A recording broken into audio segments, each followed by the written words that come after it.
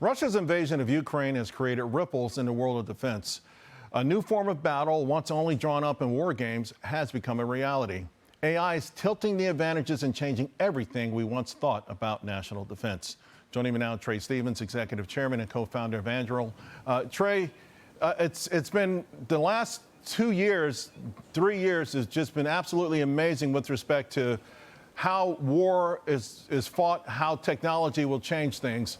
Talk to us about what you've learned and what we should know. No, it's a really good point. There's a tremendous kind of tidal wave of new technologies that are coming into the defense space, as we've seen in Ukraine with the conflict there. There's electronic warfare that's at play with drone technology, denying access to the airwaves. This makes it difficult to control the drones, to do things like targeting, and artificial intelligence is playing a big role in this. Taking that leverage that you get from software to do more efficient mission planning, targeting, command and control. This is kind of the name of the game for the coming decades, I think.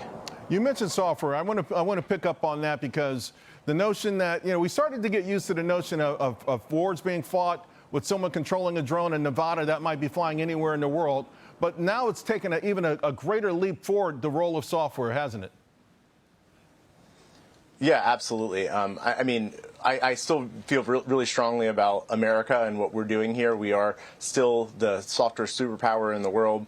But figuring out ways to leverage very low-cost systems to achieve really high-end military objectives requires the best possible software. And these are lessons that the Department of War has been learning at a very rapid pace in the most recent conflicts. So where does AI, artificial intelligence, fit within this framework?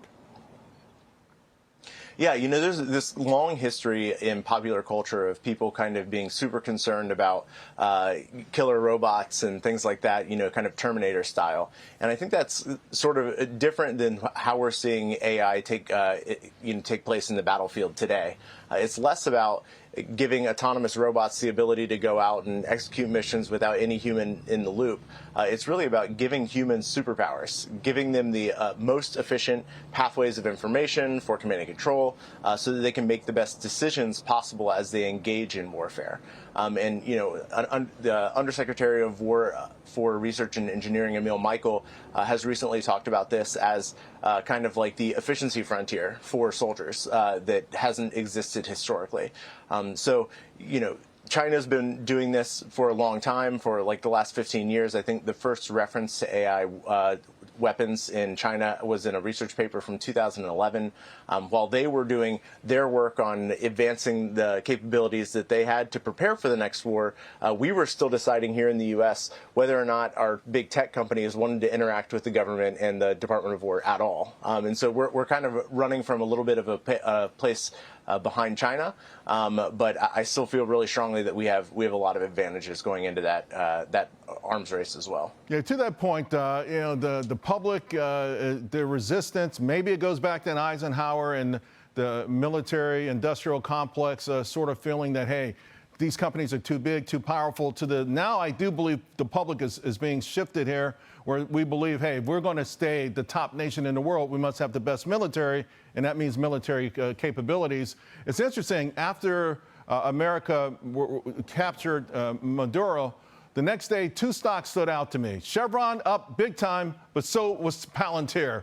And that speaks to, again, to the new role that these new innovative companies like yours are playing to keep us safe. Yeah, no, you're absolutely right. It is a very new era.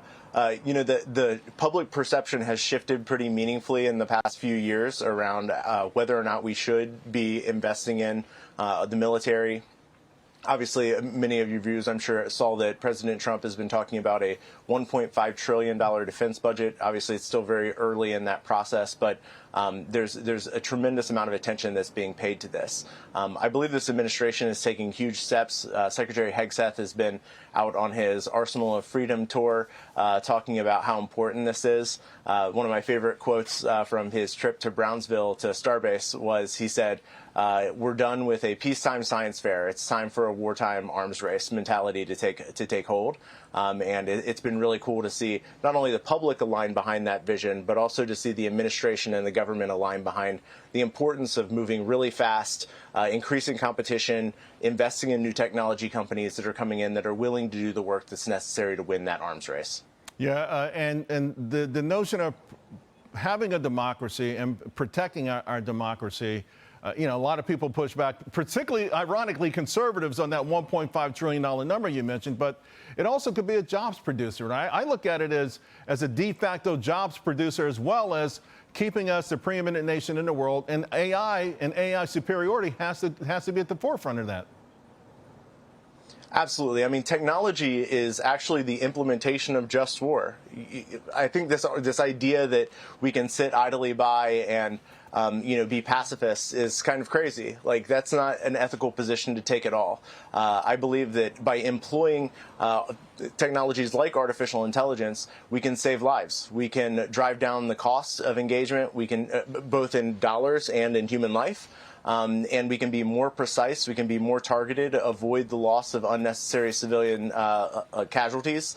And I think this is a tremendous ethical good that we need to be investing in as a country in order to remain dominant and to deter those future conflicts from happening in the first place. You know, Trae, when I was in the Air Force, I worked at nuclear bases, both in North Dakota and Guam. And, we learned that the best offense is a good defense. We want to deter war. We want to make sure our adversaries don't even think about messing around. Do you feel like we're getting there faster with AI? Totally. Yeah, I mean, I've spent my entire career more or less working with the defense community, have interacted with a lot of officers, and I can say beyond a shadow of a doubt that I've never met a general officer that said, you know what I really want to do tonight is go home and call a bunch of moms and dads telling them that their child was lost in combat. This just doesn't happen. We want to prevent wars from happening. We don't want to go to war. And I think investing in those technologies is the most important way, the easiest way, the lowest cost way to make sure that we're establishing that dominance, maintaining that dominance, and deterring those conflicts from happening in the future. Well, you guys are doing amazing, amazing work. Trae Stephens, thank you very much. Appreciate it.